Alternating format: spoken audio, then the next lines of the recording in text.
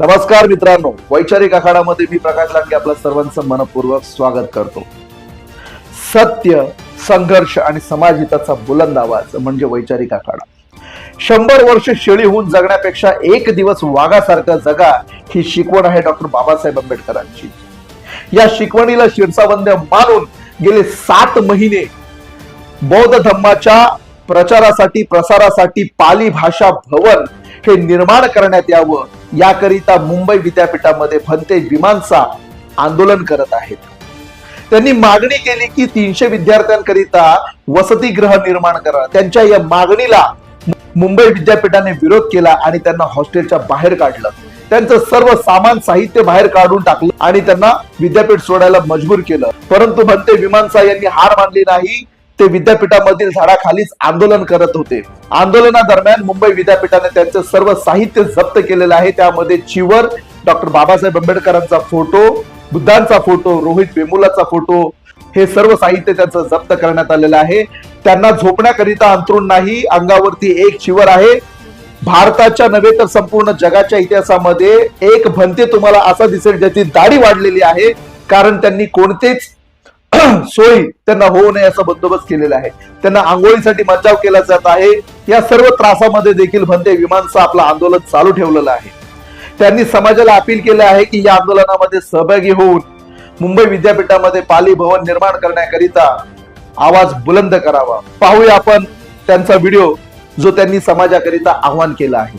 मी भदंत विमानसा, मुंबई विद्यापीठ. गेली 7 महिने आपण सत्याग्रहाला बसलो आहोत. काल एक घटना घडली. काल मुंबई विद्यापीठाने इथल्या एका कर्मचारी संघटनेला बोलावलं आणि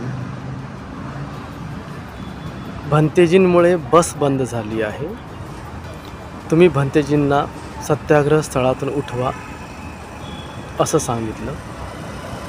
पण कर्मचारी संघटनेने ते नाकारले. झालं असं, 1 फेब्रुवारीला आपलं हॉस्टेल सील केलं. या आंदोलन स्थळावरचा तंबू जप्त केला, चिवर जप्त केलं, बाबासाहेब, बुद्ध आणि रोहित वेमुला यांच्या प्रतिमा जप्त केल्या आणि मला फक्त एका चिवरावर, जे अंगावर आहे त्यावर इथे ठेवलं. त्यांना असं वाटलं मी आपोआप बाहेर निघून जाईन, पण आपण भिक्खू आहोत आणि सत्याग्रहाला बसलो आहोत, त्यामुळे सत्याग्रह स्थळ सोडून आपोआप निघून जाणं दूर राहिलं. मग आपण इथे सत्याग्रहाला बसून राहिलो 1 तारखेपासून 24 तारखेपर्यंत. आणि 24 तारखेला काय केलं यांनी, इथे एक मुलांचं वसतिगृह आहे, तिथे मी आंघोळीला जायचो, ते बंद केलं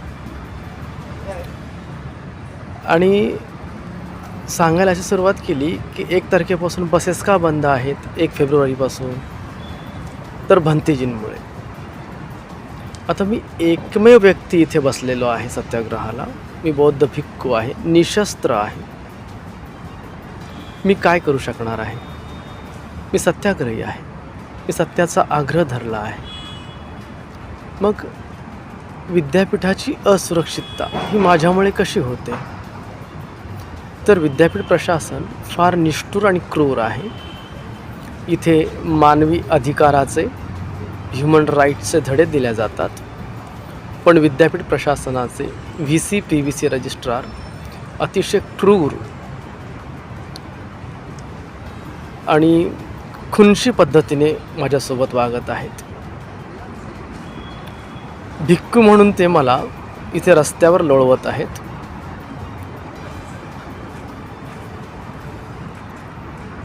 आणि इथल्या विद्यार्थ्यांनी आणि कर्मचाऱ्यांनी माझ्या विरोधात जावं यासाठी त्यांनी बस बंद ठेवली आहे. विद्यापीठाच्या इतिहासामध्ये 1 महिना बस, आता 1 महिना 10 दिवस बस बंद आहे असं कधीच घडलं नाही. इथे 318 नावाची बस येते, ती पूर्ण विद्यापीठभर फिरते, ती थांबवली आणि मग कर्मचारी, वृद्ध, आजारी या सगळ्यांची गैरसोय केली आणि त्याचा ठपका ते माझ्यावर ठेवत आहेत. पण ती आपल्यामुळे नाही तर माझं निमित्त करून विद्यार्थी आणि कर्मचाऱ्यांचा रोष माझ्यावर यावा या दुष्ट हेतूने केलेली रचना आहे. कपट आहे, कारस्थान आहे. आता हे आंदोलन स्थळ आपण झाडून स्वच्छ करणार आहोत आणि कागदाचं अंथरूण करून झोपणार आहोत. साधू साधू साधू. आपण पाहू शकता मुंबई विद्यापीठाच्या परिसरामध्ये एका झाडाखाली भंतेजी रात्रीच्या गडद अंधारात झोपत आहेत. कोणत्याही प्रकारचा बिछाना नाही, अंथरूण नाही, पांघरूण नाही.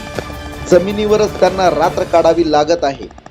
आजूबाजूला सरपटणारे किडे, मच्छर या सगळ्या परिस्थितीत त्यांची प्रकृती बिघडण्याची दाट शक्यता नाकारता येत नाही. जर भंतेजी यांच्या प्रकृतीला काही झालं तर याची सर्वस्वी जबाबदारी ही मुंबई विद्यापीठ प्रशासनाची असणार आहे हे स्पष्ट सांगावं लागत आहे. बौद्ध भंते मीमांसा यांनी महाराष्ट्रातील बहुजन समाजाला एक थेट आव्हान केलं आहे. भंते म्हणतात, ही लढाई फक्त माझी नाही, ही तुमच्या हक्काची लढाई आहे. या संघर्षात तुम्ही माझ्या पाठीशी ठामपणे उभं राहणं ही काळाची गरज आहे.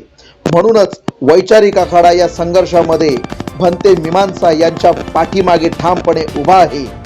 हा व्हिडिओ जास्तीत जास्त लोकांपर्यंत शेअर करा आणि या आंदोलनाला पाठिंबा जाहीर करा आणि बहुजनांच्या हक्कासाठी या लढाईमध्ये अधिक बळ निर्माण करा.